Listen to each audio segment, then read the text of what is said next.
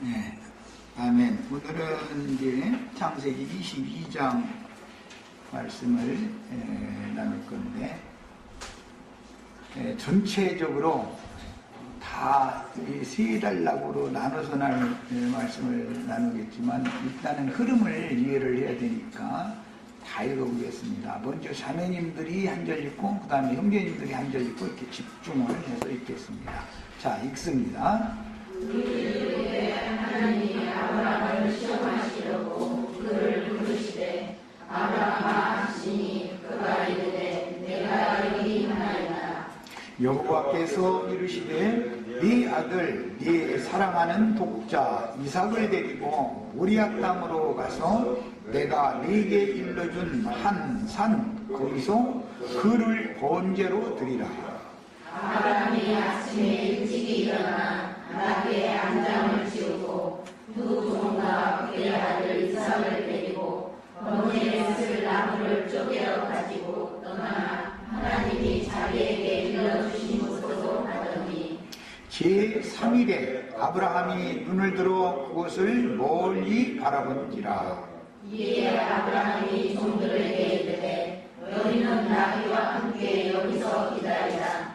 내가 아이와 함께 저기 가서 예배하고 우리가 너희에게로 돌아오리라 하고 아브라함이 이에 번제나무를 가져다가 그의 아들 이삭에게 지우고 자기는 불과 칼을 손에 들고 두 사람이 동행하더니 이삭이 그 아버지 아브라함에게 말하여 이르되 내 아버지여 하니 그가 이르되 내 아들아 내가 여기 있노라. 이삭이 이르되 불과 나무는 있거니와 번제할 어린 양은 어디 있나이까. 아브라함이 이르되 내 아들아 번제할 어린 양은 하나님이 자기를 위하여 친히 준비하시리라 하고 두 사람이 함께 나아가서 하나님이 그에게 일러주신 곳에 이른지라. 이에 아브라함이 그곳에 제단을 쌓고 나무를 버려놓고 그의 아들 이삭을 결박하여 제단 나무 위에 놓고 손을 내밀어 칼을 잡고 그 아들을 잡으려 하니 여호와의 사자가 하늘에서부터 그를 불러 이르시되 아브라함아 아브라함아 하시는지라. 아브라함이 이르되 내가 여기 있나이다 하매 사자가 이르되 그 아이에게 네 손을 대지 말라. 그에게 아무 일도 하지 말라. 네가 네 아들 네 독자까지도 내게 아끼지 아니하였으니 내가 이제야 네가 하나님을 경외하는 줄을 아노라. 아브라함이 눈을 넣어 살펴본즉 한 순양이 뒤에 있는데 뿔이 숯불에 걸려 있는지라. 아브라함이 가서 그 순양을 가져다가 아들을 대신하여 번제로 드렸더라. 아브라함이 그 땅 이름을 여호와 이레라 하였으므로 오늘까지 사람들이 이르기를 여호와의 산에서 준비되리라 하더라. 여호와의 사자가 하늘에서부터 두 번째 아브라함을 불러 이르시되 여호와께서 이르시기를 내가 나를 가리켜 맹세하노니 네가 이같이 행하여 네 아들 네 독자도 아끼지 아니하였은즉 내가 네게 큰 복을 주고 내 씨가 크게 번성하여 하늘의 별과 같고 바닷가의 모래와 같게 하리니 내 씨가 그 대적의 성문을 차지하리라. 또 네 씨로 말미암아 천하 만민이 복을 받으리니 이는 네가 나의 말을 준행하였음이라 하셨다 하니라. 이에 아브라함이 그의 종들에게로 돌아가서 함께 떠나 베레셀바에 이르러 거기 거주하였더라. 이 일 후에 어떤 사람이 아브라함에게 알려 이르기를 밀가가 당신의 형제 나홀에게 자녀를 낳았다 하였더라. 그의 나라들은 우수요 우수의 형제는 부수와 아람의 아버지 그무엘과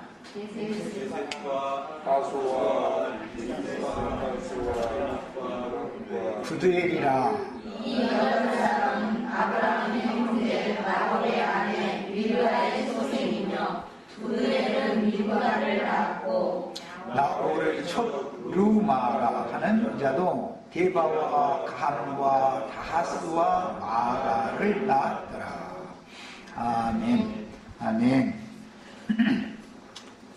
자, 오늘 이제 집회 자료를 다 해드렸는데 말씀의 이제 그 중심되는 내용을 이해를 돕기 위해서 요약한 메시지를 해드린 거예요.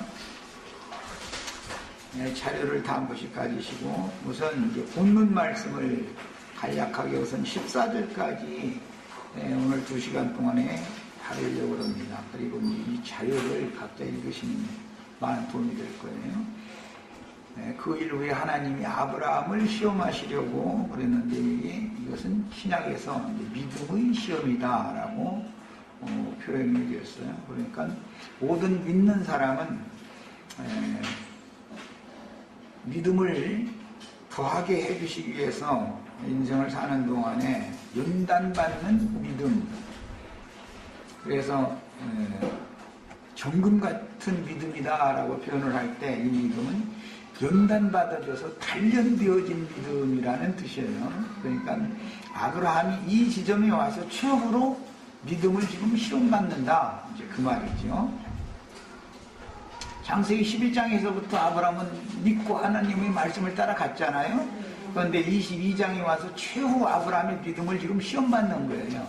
그런데 이제 아브라함은 그 넉넉히 하나님의 시험을 통과를 했다, 이제 그 말이니까 쉬운 표현으로 하자면 계시록 21장 말씀에 거룩한 성에 들어갈 수 있는 금갈대 청량을 넉넉히 통과했다, 이제 그런 뜻이 되겠습니다. 그 다음에 그를 부르시되 아브라함아 하시니 그가 이르되 내가 여기 있나이다. 여호와께서 이르실 때 네 아들 네 사랑하는 독자, 오늘 말씀엔 독자라는 표현이 참 많이 나왔죠. 네 독자로 나에게 이렇게 바쳤다, 그런 말씀이에요. 독자라는 용어가 많이 나왔어요. 독자라는 말과 맏아들이라는 용어가 두 용어가 있다는 걸 잘 염두에 두셔야 되겠어요. 설명은 약하고 넘어갑니다. 이 독자라는 말은 인자 예수를 상징하는 말이죠. 맏아들이라는 말은 부활의 날에 하나님의 모양, 신의 모양으로 다시 낳아진, 두 번째 낳아진 완성된 하나님의 아들을 말하는 거고, 여기서는 완성으로 가는 과정에 지음받은 천사들과 달리 땅의 흙으로 보냄받은 혈육에 참여한 인자 예수를 염두에 두는 표현이에요. 인자 예수와 맏아들 그리스도 예수는 다르죠. 자, 그 다음에 모리아 땅으로 가서, 모리아라는 말은 계시라는 뜻이에요. 모리아 땅으로 가서 내가 네게 일러준 한 산, 거기서 그를 번제로 드리라. 그러니까 아브라함에게는 이미 이 모리아 땅의 한 산을 매번 계시해 주신 일이 있었다라는 걸 알 수가 있죠. 이제 드디어 이 모리아 땅의 한 산은 계시로나 알 수 있는 산이다라는 말이에요. 그러니까 모리아라는 말 자체가 계시라는 뜻이에요. 계시가 없으면 이 한 산을 알 수가 없죠. 뭐 대표적으로 많은 물이 앉은 큰 음료동 7산위에 있죠. 그런데 예수 그리스도께서는 하나님의 어린 양은 시온산에 기다리고 계시죠. 이 두 산이 있는 것을 잘 염두에 두셔야 돼요. 그러니까 어떤 산을 계시했다 이 말이에요. 아브라함에게. 우리도 이 산에 대한 계시를 봐야 되는 거. 우리가 신앙생활하는 이런 신앙생활을 추구하는 것이 뭐예요? 하늘의 시온산에 세운 아브라함의 자손들을 위하여 예비하신 한 성에 들어가는 권세를 얻기 위해서 하늘의 장자교회를 이 생에서 건축해야 된다. 이것은 계시에 속한 문제다. 그런 것을 제가 강조해서 지금 여러 번 말씀드렸어요. 그 다음에 아브라함이 아침에 일찍이 일어나 나귀에게 안장을 지우고 두 종과, 우리 지체들은 모두가 다 예수님의 12 제자들에 들어가는 것도 당연한 것이지만 신약에서는 이제 세 제자들을 특히 베드로와 야고보와 요한 그랬는데 여기서는 이제 두 종이라고 그래서 이것은 증인들을 말하려고 그런 거예요. 두 종과 그 아들 이삭을 데리고 그러니까 예수님까지 합하면 셋이죠. 둘이나 셋이 증인이 되는 거예요. 이삭을 데리고 번제에 쓸 나무를 쪼개어 가지고 떠나 하나님이 자기에게 일러준 곳으로 가더니 제3일이라는 것은 사람을 거쳐서 완전케 되는 시간을 말하는 거예요. 지음받은 천사들은 죽음이 없고 영원한 생명을 가지고 있지만 둘째 사망에 처해질 수 있죠. 그러나 인자로 와서 혈육을 입고 인자로 와서 부활의 아들 하나님의 아들이 되어지면 다시는 죽음이 없을 뿐 아니라 완전케 된 영들이 되는 것이죠. 우리가 이것을 추구하는 거예요. 그 다음에 3일에 아브라함이 눈을 들어 그곳을 멀리 바라보니라. 지금까지 계시로만 보여줬던 그곳을 실제로 지금 보는 거예요. 이제는 멀리 그곳을 바라보는지라. 우리들도 지금 계속 귀로만 들었지만 이제는 눈으로 이걸 이제 봐야 돼요. 하늘의 시온산 위에 세운 거룩한 성 새 예루살렘에 들어가는 권세를 얻은 자들이 아브라함의 믿음의 후사들이고 장자권자들이니까 이건 이제 계시로 직접 봐야 되는 거예요. 이에 아브라함이 종들에게 이르되 너희는 나귀와 함께 여기서 기다리라. 이제 어느 지점을 말을 했는데 이것은 예수님이 말씀을 인용할 때 지자들에게 너희에게 능력으로 옷 입혀줄 때까지는 예루살렘에서 기다려라 그랬죠. 능력으로 옷 입혀주려면 아버지와 아들이 가서 제사를 하고 제자들에게 다시 돌아와야죠. 그걸 이제 상징하는 말인 거예요. 기다리라. 내가 아이와 함께 저기 가서 매우 이제 중요한 말씀이 나왔어요. 아이와 함께 예수님 혼자 십자가를 진 게 아니라 아버지와 함께 십자가를 지고 죽으러 올라갔었던 것이죠. 아버지는 세상에 생존하는 동안도 십자가를 지고 죽으러 갈 때도 십자가에 못 박혔을 때도 그 이후로도 계속 아버지는 아들과 함께 계시죠. 그러니까 이제 뭐 삼일체 하나님 뭐 또 회사고 하는 건 벌써 기본적으로 이건 성경과는 안 맞는 말인 거예요. 인자로 오실 때도 말씀이 육신이 돼서 왔으니까 말씀이신 하나님은 인자와 함께 계셨고 그 다음에 인자 예수를 제물로 죽게 하실 때도 아버지는 함께 계셨죠. 그러나 이제 예수님 십자가에서 못 박히실 때는 엘리 엘리 라마 사박다니 그랬는데 오늘 우리가 읽은 말씀에는 아브라함이 갑자기 그 이삭을 잡아 이제 죽이려고 이제 결박하고 나무에 이렇게 막 또 올려놓고 그러니까 그 상징이죠. 십자가 예수님 달려가지고 나의 아버지 어찌하여 나를 버리셨나이까. 이제 여기서 그게 예언적으로 이게 나왔던 말씀이 신약에서 실행이 된 거예요.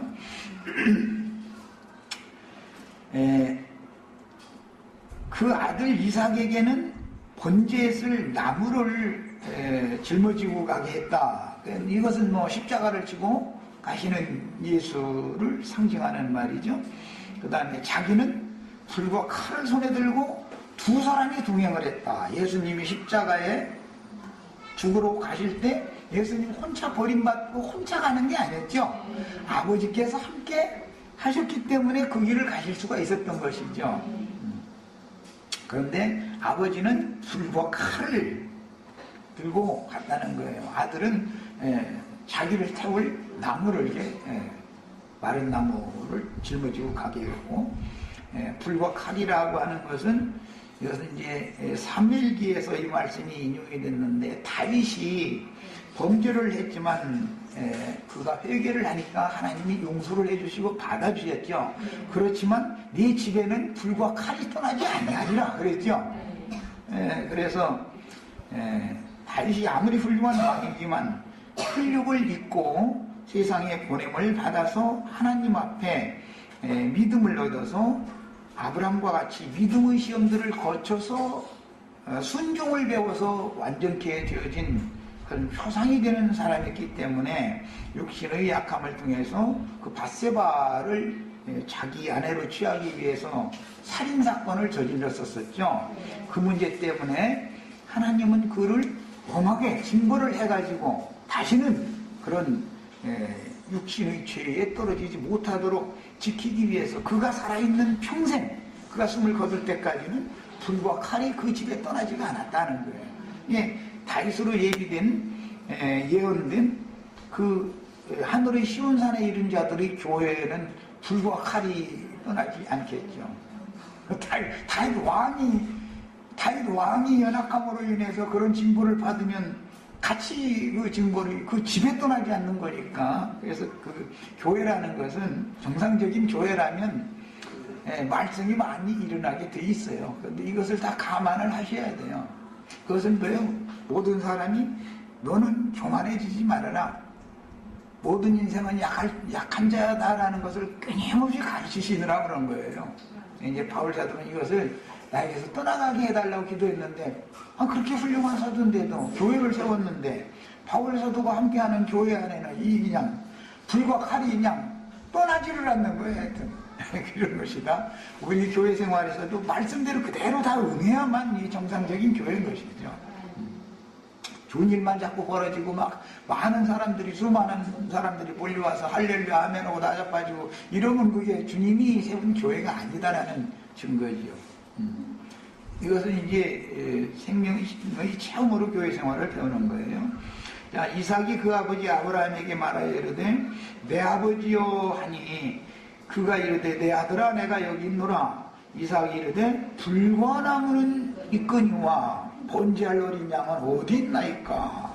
실제로는 어린 양을 드려야 된다는 것을 이삭이 이미 알고 있었죠. 그런데 본인이 세상 죄를 지고 가는 하나님의 어린 양이 되어져야 된다는 인식이 아직 이때 당시 구약시대니까 없었던 것이죠. 그러나 신약시대에서는 예수님이 이미 다 알고 있었죠. 나는 예루살렘에 올라가서 예루살렘 지도자들, 장로들과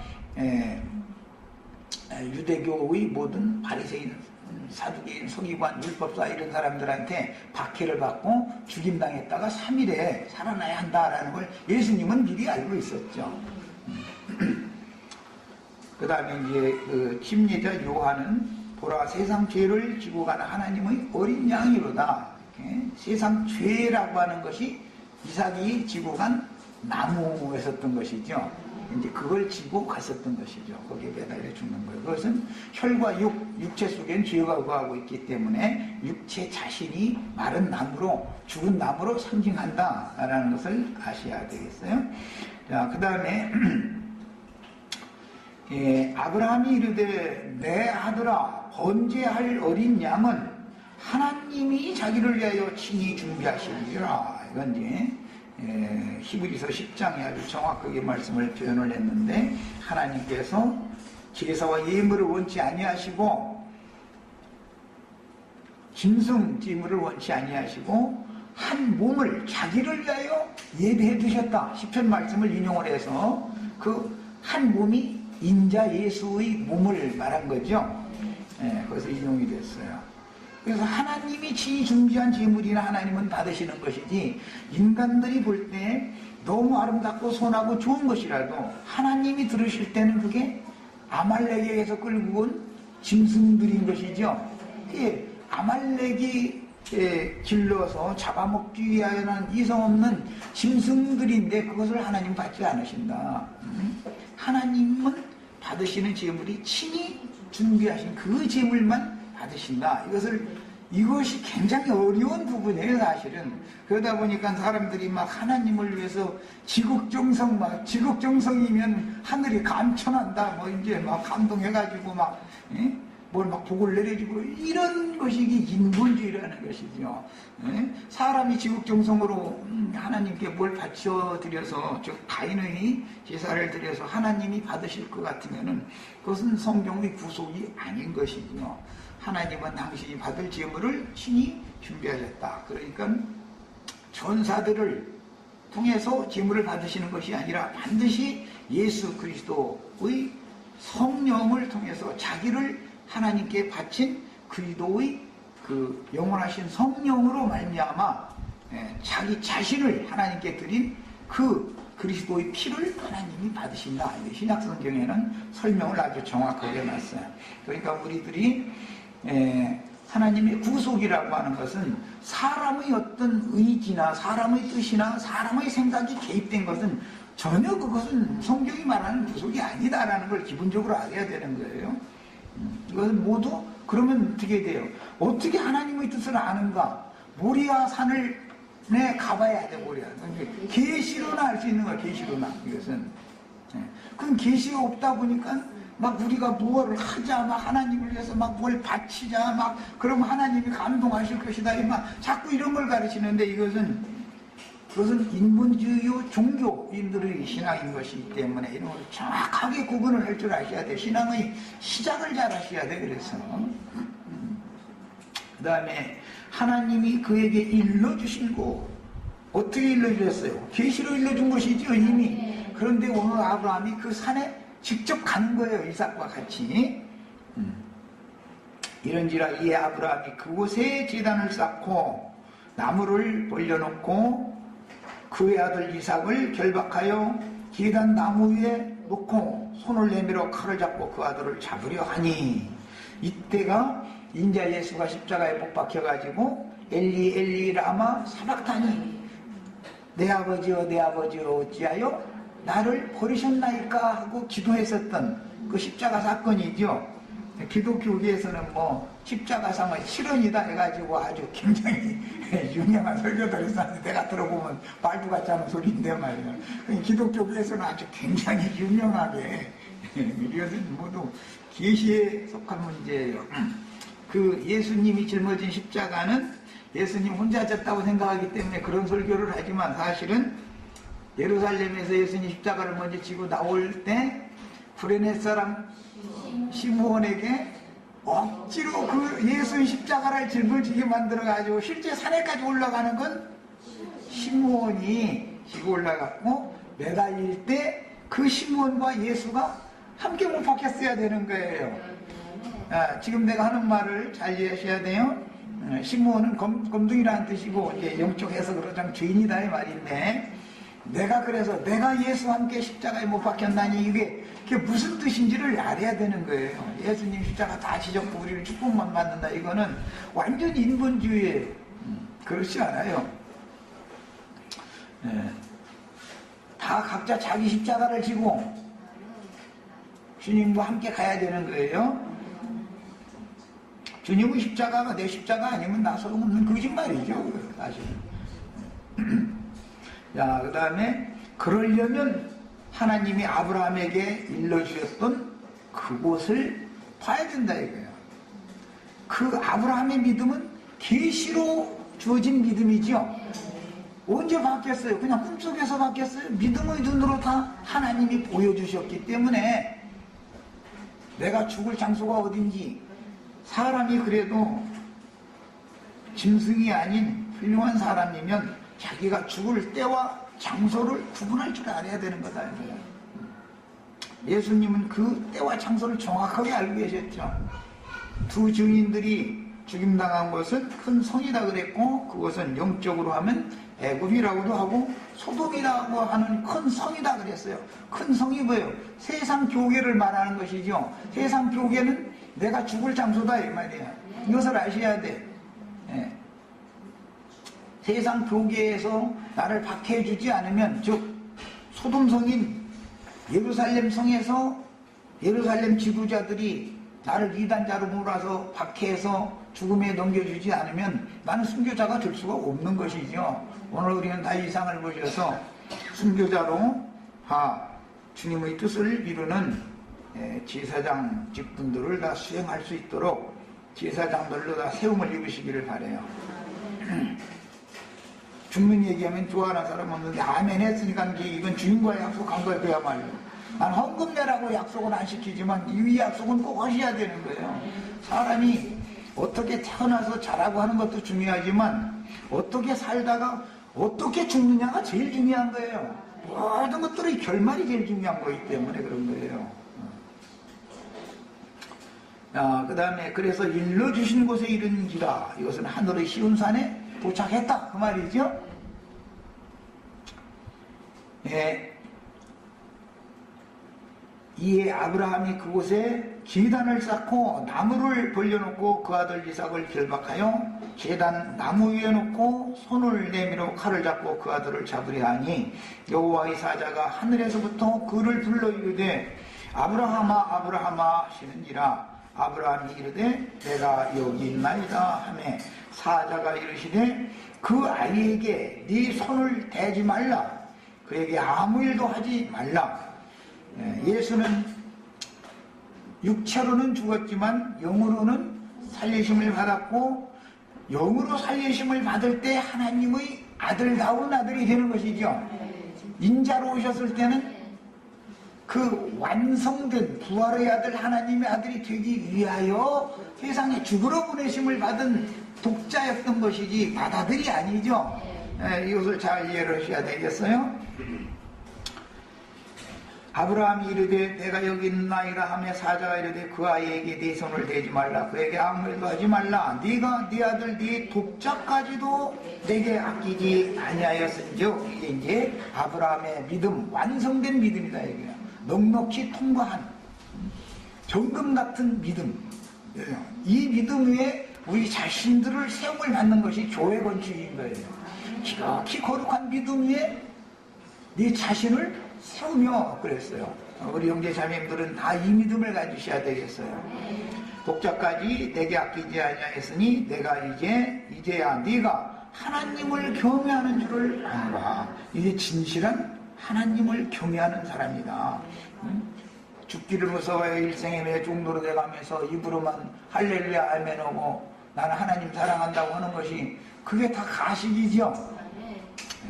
기꺼이 복음 진리를 위해서 이 생에 보냄을 받은 혈육의 몸은 당연히 마귀에게 기꺼이 줄 수 있는 그런 믿음을 가지셔야 돼요. 죽음이 없어요. 이미 위로부터 난 영혼은 절대로 죽음이 없는 거예요.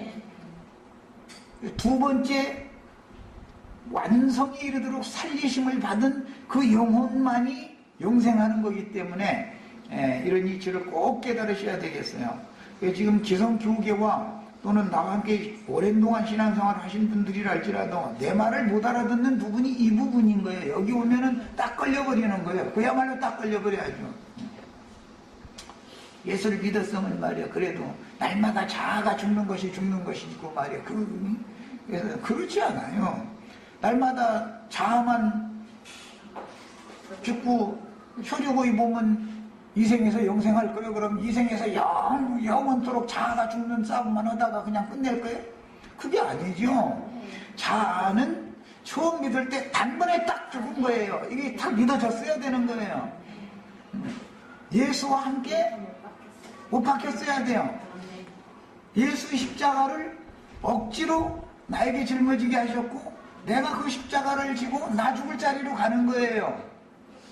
그런데 나 죽을 자리가 세상에서 축복받은 이 세상에서 죽는 게 아니고 영적 애국, 영적 소돔에서 죽임당하는 거다 이거예요. 이것은 혈과 육의 몸이 죽지 않으면 영생할 수 있는 구속받은 영혼 속에 위로부터 오는 효소로 덧입혀주신 다시는 죽음이 없는 신령체를 덧입은 상태로 영광 중에 주와 함께 나타날 수 없는 것이기 때문에 육신을 사랑하는 이 마음을 계속 가져가지고는 주님의 나라에 합당하지 않은 사람이에요. 반드시 우리 여기를 통과하셔야 돼요. 이 두 번째 큰 강, 이 강을 건너지 못하면 다 소없는 거예요. 여전히 광야 사람이기 때문에 광야 신앙으로 마치려면 신앙생활을 않는 게 낫죠. 뭐 그래도 않는 것보다야 낫지만 불신자보다야 낫겠지만 기왕 세상에서는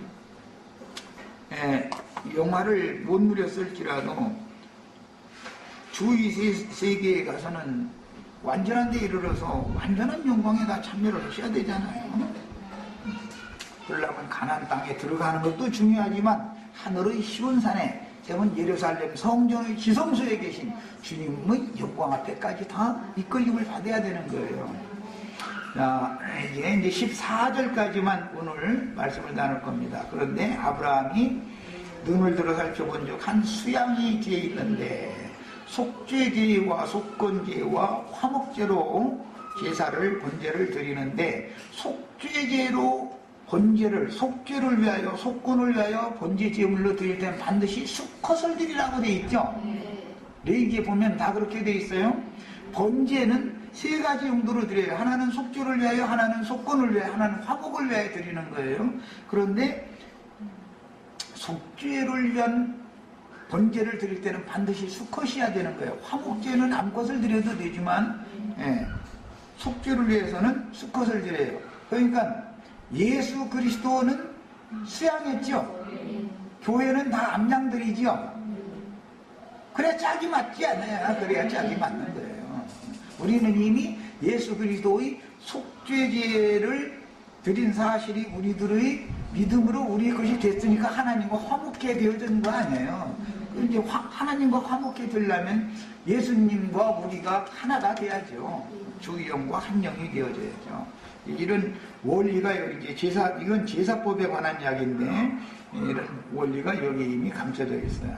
그런데 그 수양의 뿔이 수풀에 걸려 있었다. 그 수양의 두 뿔은 구원의 뿔이다 그러죠. 구원의 뿔. 예수 그리스도는 구원의 뿔을 가진 분이죠. 두 뿔이 있어요.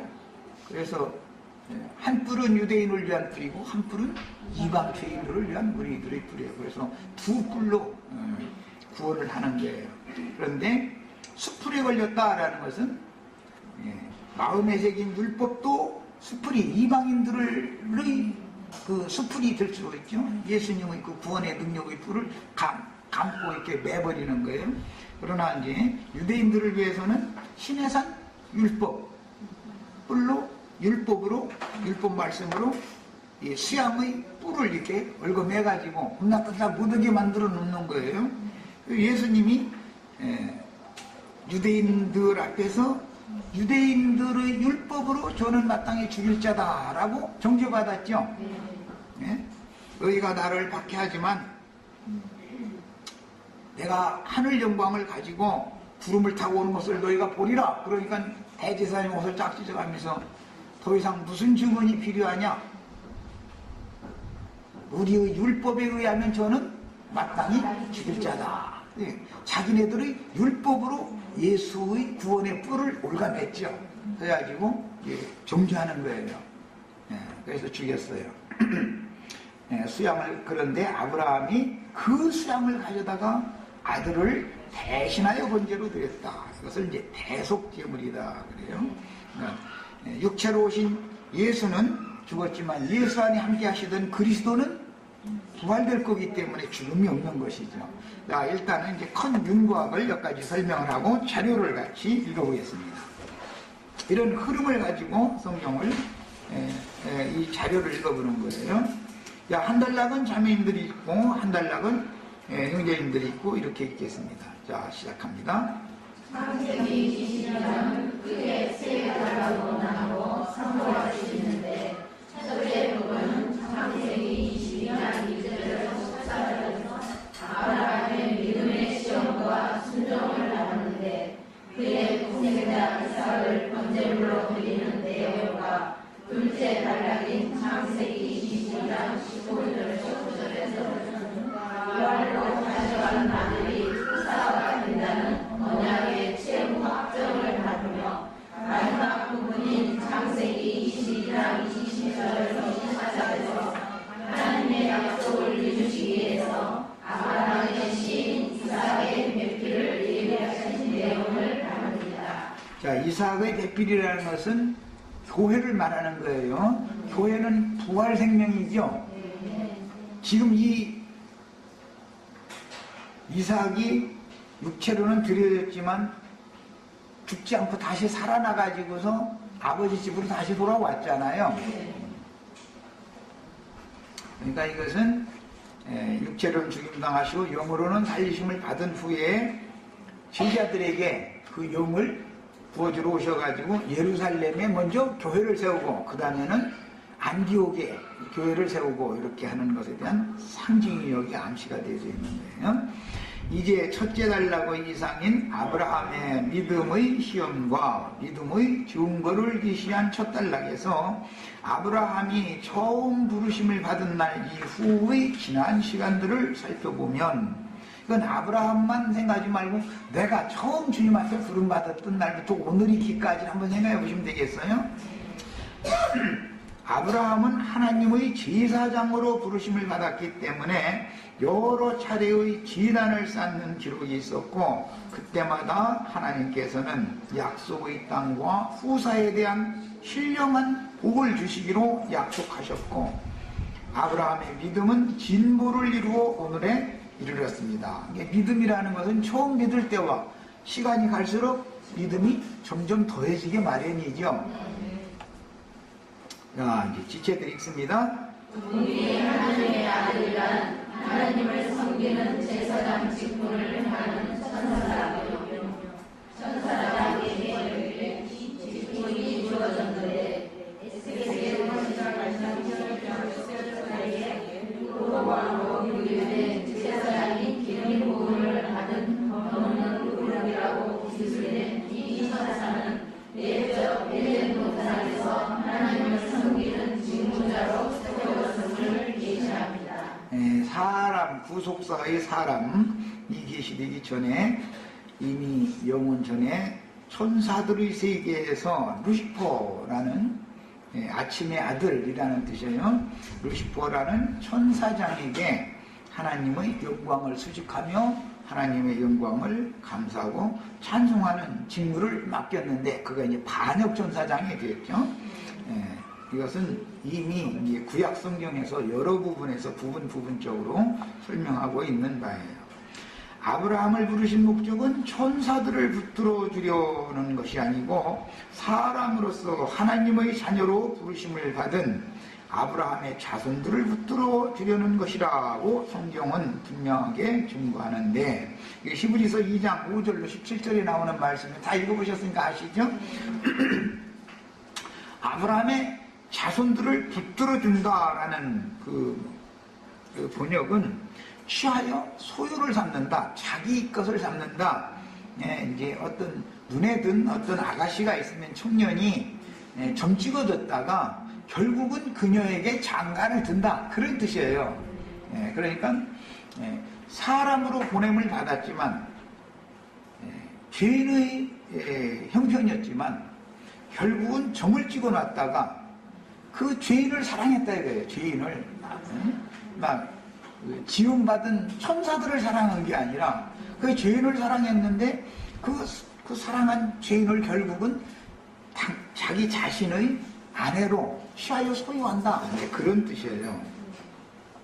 모든 영들의 아버지께서는 영이시니 반드시 그분의 영으로 나야 하는데 먼저 흙그릇으로 지어서 그 속에 영과 혼을 지어 넣은 후에 조물주의 영을 불어넣어서 영을 거듭나게 하신 후에 많은 고난으로 순종을 해워 온전함을 이루는 동안 위로부터 오는 처소로 덧입혀 주신 후에 몸의 구속을 통해서 천사와 동등이 된 부활의 아들 하나님의 아들로 만들어 사람 천사들에게 그분의 왕국을 상속해 주십니다. 지음받은 천사들이 영원한 하나님의 나라를 상속받는 게 아니다.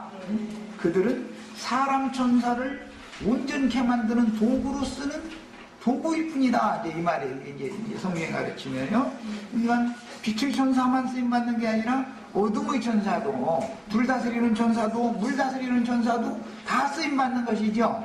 우리 형제 자매님들이 믿음의 시험을 받을 때는 불과 물을 다 자꾸 여러분에게 통과하게 만든 거예요. 결국은 최후 믿음을 시험하는 때가 와요. 그것은 개인적으로는 이 육신의 장막을 벗고 주의 품에 갈 때다 말이에요, 사실은. 근데 아브라함이 이걸 통과한 거예요, 사실은. 그래서 지금부터 아브라함이 나머지 사는 인생은 영으로 사는 것을 말하는 것이지 육으로 사는 걸 사는 게 말하는 게 아니죠. 이삭과 다시 왔다라는 말은 그 영이 살려주는, 죽은 영들을 살려주는 영이 되어가지고 살려주는 말씀, 생명의 말씀으로 인자 예수 그리스도의 그 영이, 성령을 통해서 아버지와 아들이 함께 우리들에게 지금 오신 거예요. 이런 얘기예요. 자, 또 다음 달에 읽어 나갑니다. 그러므로 주께서 원하시는 제사장은 많은 사람들 중에서도 친히 택하여 세우신 자라야 하며, 지으심을 받은 천사들이 아니라 육신의 장막을 입고 죄악이 가난한 세상에 보내셨지만, 구속을 받아 약속대로 주님의 제사장이 되어 제사장 나라를 세우고 거주하는 초소에서 제단을 쌓고 여호와의 이름을 부름으로 하나님을 섬기는 제사 직분을 행하는 사람입니다. 야, 이 말은 하나님의 택하심은 아담 세계를 택한 게 아니죠. 그리스도 예수 안에서 택하신 거예요. 아담 안에서는 누구도 택한 사람이 없죠. 그리스도 예수가 하나님의 사랑하시는 아들로 최초의 택함을 받은 분이에요. 그리스도 예수 안에서 택함을 받아야 되는 거예요. 택함이 없으면은 그야말로 기독교 계식으로 말하자면 계시될 믿음이 안 오는 것이죠. 택함이 있어야 돼요. 그런데 아담 안에서 택함을 받은 사람은 없다라는 걸 아셔야 돼요. 반드시 그리스도 안에서, 그리스도 예수 안에서만 택함이 있다. 우리는 택함을 어디서 받았어요? 그리스도 예수 안에서 택함을 받았어요. 둘째 사람, 부활의 아들, 하나님의 아들이 되신 둘째 사람 안에서 우리는 택함을 받은 거예요. 첫째 사람 안에 택함 받은 게 아니에요? 자, 그런데 제사 직분과 제사의 완성 단계는 부르심 받은 자의 신앙 성장과 관계에 관련이 되며, 믿음이 더해지고 영적 생명이 강성해질수록, 장성해질수록 제사장 직분의 헌신도 달라지며, 초보 신앙 때와 그 다음에 자람에 따라서 하나님을 위하여 내 영혼을 또 내 몸을 바치고 헌신하는 것이 점점 달라지죠.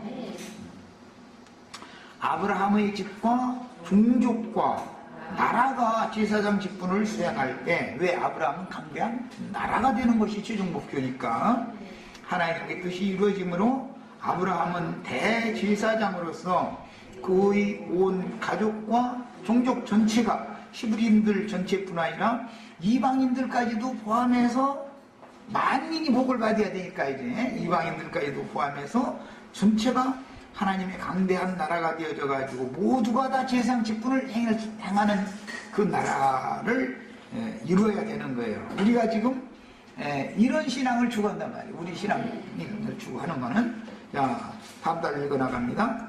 하나님은 자신의 영광을 만유에 드러낸 목적과 선하신 뜻을 이루기 위해 택하시고 부르신 제사장의 영적 수준과 분량을 아시기 때문에 그 생명의 수준만큼만 헌신할 수밖에 없지만, 궁극적으로는 영적 생명이 자라서 장성한 사람이 된 후에 대제사장의 인도에 수고하여 각자의 은사에 따라 제사장 직분을 수행해야 하는데, 고대의 조상은 그 부족의 지도와 제사장권과 선지자로서 부족의 생존과 번영을 책임져야 했습니다. 이런 대로 말하자면 각 나라의 대통령이 그 나라의 모든 국민들의 안전, 생명의 안전과 그 다음에 그들의 생활, 이런 것을 위해서 책임을 져야 되는 것과 같은 것이에요. 그래서 아브라함은 이 3권을 가지고 있었어요.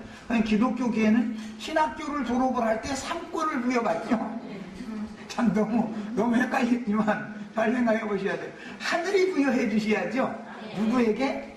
그리스도 예수 안에서 택함을 받은 자에게 왕권, 제사장권, 선지자의 권을 부여해 주시는 거예요. 하늘이 주셔야 되는 거예요. 자, 여기까지 해서 첫 시간 마칩니다. 자, 잠시 쉬었다가 둘째 시간 이어가겠습니다.